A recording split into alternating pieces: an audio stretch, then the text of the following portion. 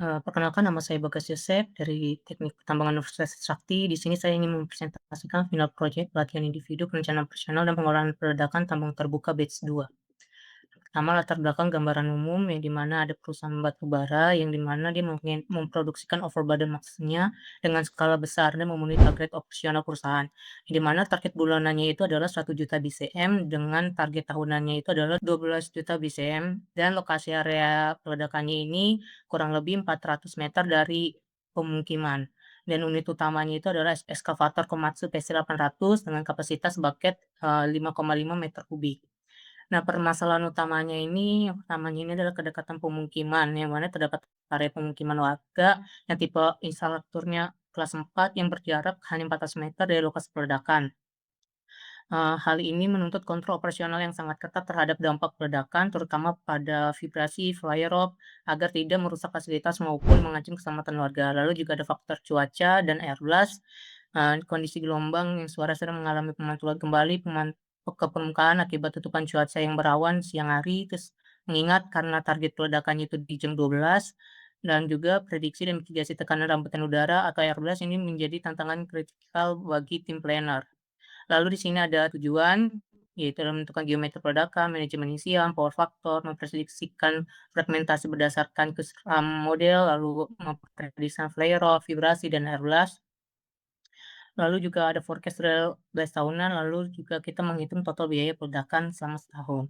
Di sini ada alur pengerjaan, yang pertama itu adalah perencanaan yang terdiri dari kita mencari karakteristik batuan, menentukan target produksi, menentukan desain geometri, menghitung bahan meledak, manajemen isian dan power factor, lalu memprediksikan fragmentasinya.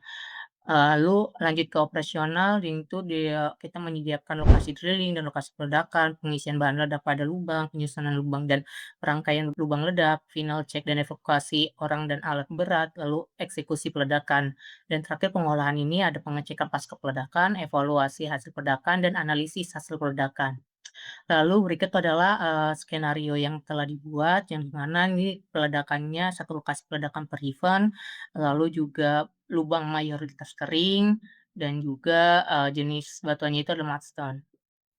Nah, di sini pada bagian geometri peledakan saya mengambil Orica, yang di mana bisa dilihat kedalamannya 10 meter, diameternya 0,171, lalu batunya 0,5, spasinya 9, shoot drilling 1,4, skimmingnya 3,4, dan, panjang lubangnya itu 11,4. Dan ini, adalah kebutuhan bahan peledak, produk bahan peledaknya itu adalah 100% ANFO, yang di mana dengan densitasnya itu 0,80 gram per cc, yang di mana mendapat faktornya ini adalah 0,25, yang di mana scale depth of burialnya ini menjadi 1,33 meter per kilogram pangkat 1/3, yang di mana itu masih masuk ke kontrol energi.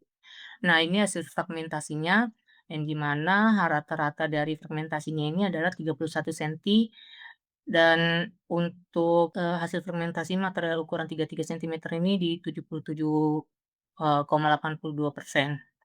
Dan ini juga yang rata-rata fermentasinya ini masuk ke kriteria pada alat, yang di mana alatnya itu adalah di sekitar 26 sampai 35 senti. Lalu analisis lingkungannya, yang pertama ini flare rock-nya ini 167 meter, yang di mana ini masih jangkauan aman karena jarak paling jauh untuk, pemukiman itu adalah 400 meter. Lalu untuk, prediksi vibrasinya itu adalah 4,22 mm per S, lalu prediksi air blast-nya itu adalah 119,80 JB, yang di mana ini tidak melebihi 120 yang membahayakan manusia. Dan ini untuk prediksi vibrasinya ini udah sesuai masuk, yang di mana ini maksimalnya itu adalah 7. Lalu ini adalah forecast tahunan, yang di mana OB target kita ini, 1 juta per bulan, yang di mana base presentasinya ini kita 100%. Lalu volume tahunan itu total 12 juta ton. Lalu ini adalah plan bulanannya, bisa dilihat di layar, yang di mana kita menggunakan 100% ANFO. Jadi, ANFO yang digunakan per bulannya itu, 249.617 kilogram per bulan. Lalu untuk, hariannya itu adalah 13.138 kilogram per hari. Lalu inilah explosive forecast-nya, yang di mana saya menggunakan SDD-nya itu di 25 ms, 42 ms, dan 67 ms. Lalu in holes-nya itu saya menggunakan 500 ms. Lalu dari rekrutmennya ini, bisa dilihat capacity-nya itu adalah 16.070 meter per bulan, lalu ini ada bahan bakar untuk drillingnya itu adalah 52.093 liter per bulan. Lalu di sini di, explosive truk rekrutmennya ini, truknya yang kita menggunakan 2 unit dengan kapasitasnya itu 10.000 kilo. Lalu manpower-nya ini di drillingnya itu ada 8 orang, di blasting itu ada 9 orang. Jadi total ada 17 orang. Lalu ini ada biaya yang di mana total biayanya keseluruhan pada 1 tahun tersebut adalah 44 miliar sekian, lalu untuk per BCM-nya ini adalah Rp3.712.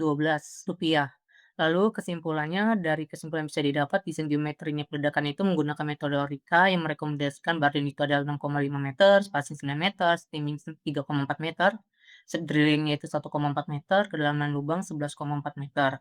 Lalu jumlah lubang per event itu adalah 104 sampai 124 lubang, yang di mana minimalnya itu ada 104. Kebutuhan unfold per harinya itu adalah 13.138 kilo per hari, paling rendahnya. Lalu loading density-nya adalah 18,37 kilogram per meter. Lalu power factor yang diperoleh 0,25. Lalu prediksi fermentasinya ini ukurannya rata-ratanya ini 31 senti, lalu max fly rock-nya ini 167 meter, vibrasinya 4,22 mm/s, lalu prediksi air blast-nya itu adalah 119,87 dB. Lalu kebutuhan drilling-nya itu 2 unit, yang di mana diameternya itu 171 mm, lalu ada 8 personil di drilling, kebutuhan eksplosifnya 234.640 kilo per bulan. Lalu ada 9 orang di blasting, lalu total biaya peledakan per tahunnya itu adalah 44 miliar, dengan blasting cost per BCM-nya itu adalah 3.700 sekian. Ini rekomendasinya lebih ke saran sih, harus yang pertama itu harus memastikan alat dan manusia itu memenuhi syarat untuk tidak mendekati area peledakan. Lalu tetap menyediakan plastik cleaner untuk area yang kemungkinan basah, karena di sini dibilang mayoritas kering tapi tidak untuk kemungkinan dia ada yang basah. Lalu efisiensi pengeluaran itu dianalisis lagi, seperti alat-alatnya lagi kayak pengurangan truk atau, jarak badannya atau apapun itu bisa untuk mengefisiensi pengeluaran yang sebelumnya telah dibuat. Sekian presentasi saya, kurang lebihnya mohon maaf, saya kembalikan ke moderator. Terima kasih.